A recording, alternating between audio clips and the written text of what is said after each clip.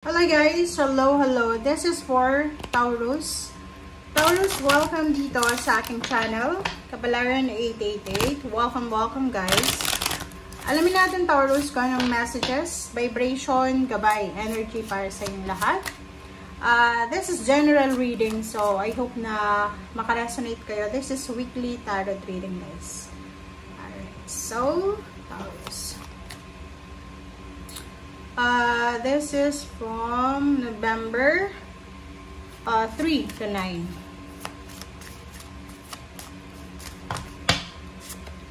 Okay, wow, 25. Okay, 25, this is 7. Taurus, are you waiting for promotion? Are you waiting for new job? Or waiting for money, lump sum of money? Are you waiting for a partnership, collaboration? Are you waiting for wedding proposal? Or are you waiting for someone na pwedeng makatulong sa'yo sa kung ano man na pinagdadaanan mo sa ngayon? Please comment down below kasi eto, you're waiting. You're waiting for a partnership and collaboration.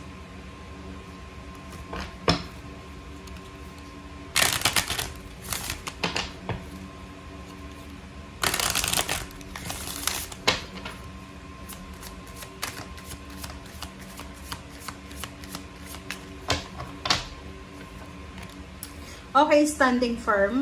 Wow. I am noble, brave, and strong. Okay, so dito sa barahang to, sinasabi ng barahan na to, Taurus, na while you are waiting, so kung naghihintay ka, kinakailangan mo daw ditong maging matatag, kailangan mong maging brave, kailangan mong maging malakas. Kasi, di ba, sa panahon natin ngayon, diba parang mahirap na ngayon maghintay eh. Yung parang lahat ng tao sa ngayon ay impatient na. Yung parang kulang na sila sa pasensya. So, sa'yo, if ever na you are waiting sa linggong ito, you need to stand firm. Okay? You need to be strong. Pasensya ang kailangan mo sa linggong ito. Alright, so let's check.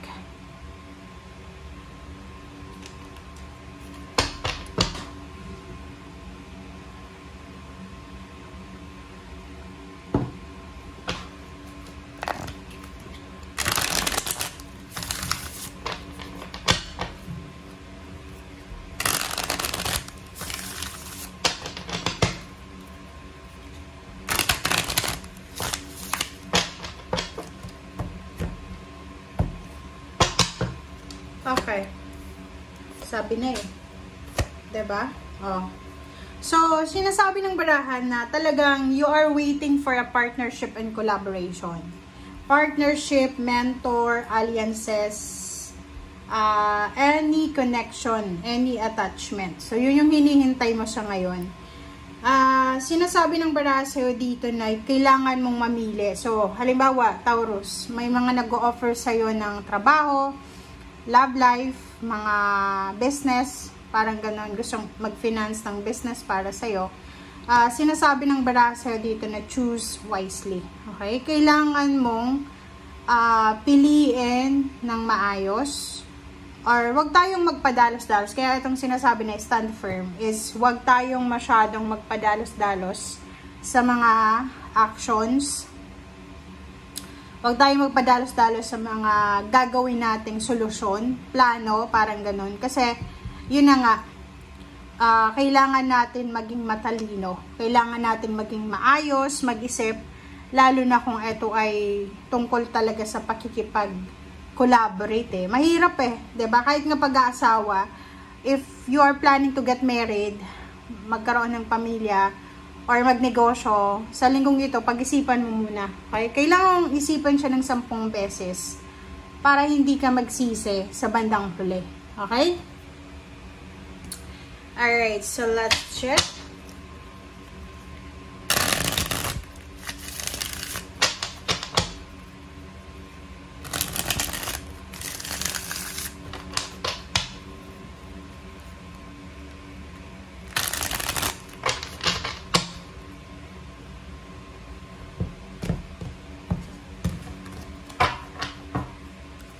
Okay. Lovers. Death card. The Star. Oh, 'di ba? So, yung first 3 cards mo sa last deck, parang sinasabi sa atin dito na if it's about job, okay? Between job, tingnan mo, oh. Relationship, love, and then your dream. 'Di ba? Minsan, pangarap natin magkaroon ng love life na maayos. Minsan, pangarap natin is pera. So, depende yun sa'yo.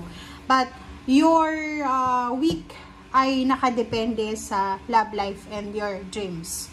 So, may death card dito. Death card is parang ano siya, transformation. Kailangan natin baguhin or may mabago. So, sinasabi ng baraha, you need to sacrifice. Kasi walang perfect dito sa mundo. Merong mga tao na parang feeling nila, they can have both love life and success, financial success. Pero, madalang lang yun guys. Kasi wala talagang perfect na buhay na tao. So, sa'yo, sa linggong ito, sinasabi na you need to choose wisely, diba? Huwag ka munang mag-aasawa, okay? Or if maraming job offers or business offers, mag-isip muna tayo. And sinasabi ng death card nito na between the love and the dreams, your goals, may kailangan ditong i-sacrifice, may kailangan ditong alisin, may kailangan i-give up. Oh, the Tower. Sabi ko na eh.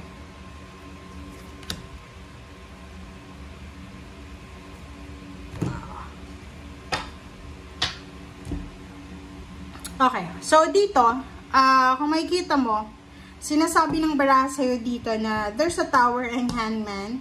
So, in terms of money, like, halimbawa, kung newly graduate ka, or parang ano, yung feeling mo, di ba, na deserve mo itong blessings na to. Deserve mo yung promotion. And then, biglang nahang. Biglang na-disappoint ka. Naramdaman mo na bumagsak yung foundation mo, bumagsak yung pangarap mo. Sa linggong ito, posible.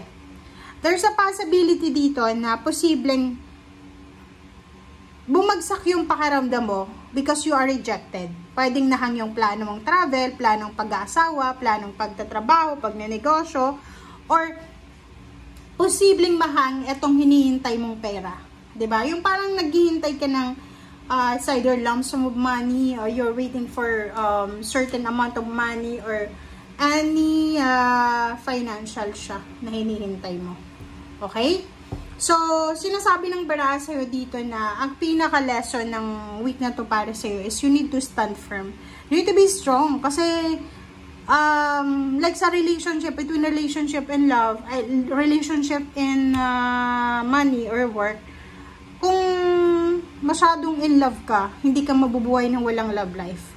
Pwedeng isa-sacrifice mo yung pangarap mo na pera or trabaho. So, kung okay lang sa'yo na mag-love life sa future na, pwedeng sa-sacrifice mo yung love sa ngayon. So, mahirap. Kaya nga, sinasabi ng baraha dito na choose wisely. Maging matalino ka sa pagpili.